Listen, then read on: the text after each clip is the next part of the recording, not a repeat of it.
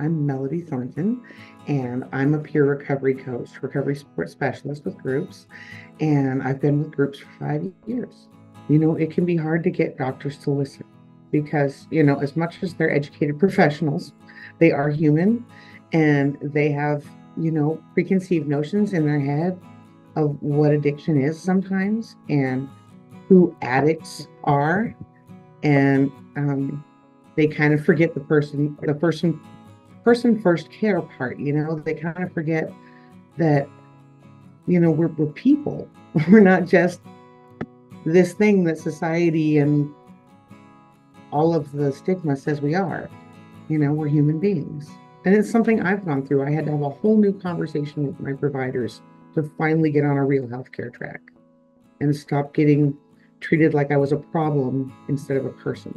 I usually, before I even go in, I do some breathing exercises, some just deep breathing, center myself in what I want to talk about. Like just read my list over a few times.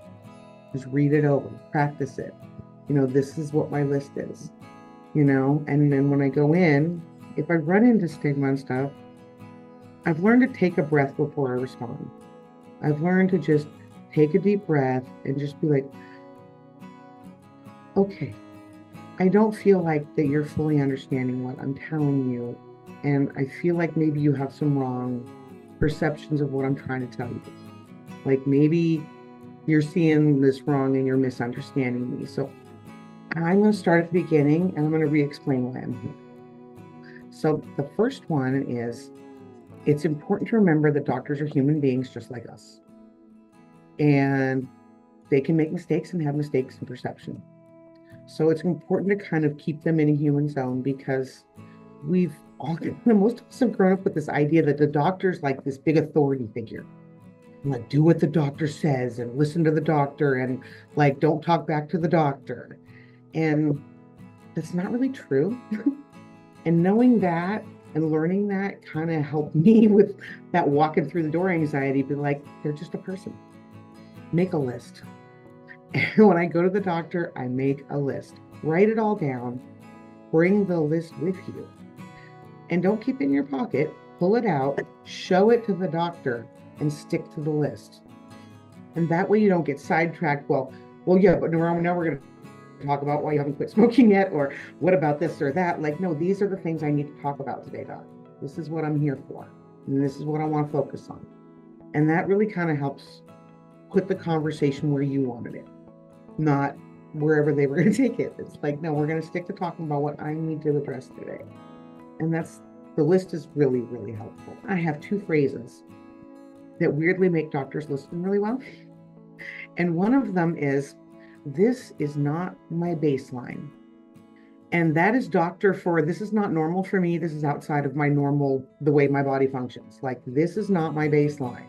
I'm not, it's just, I'm not normal like this. But for some reason, if you say it in doctor speak, they listen more. Yeah, I don't know. So this is not my baseline. And the other one that I really like to use is, this is affecting my quality of life. And that phrase has gotten me testing done they weren't going to do.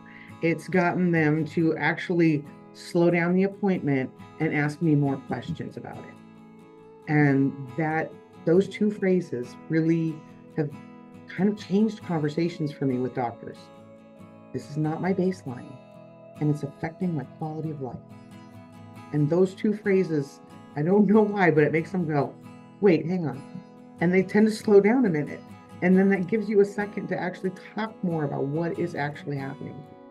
Going into a doctor's office is kind of a scary experience. There's a bunch of strangers and they're all going to touch you and they're all going to, handle you and talk to you and ask you very personal questions. And it feels awkward and kind of scary.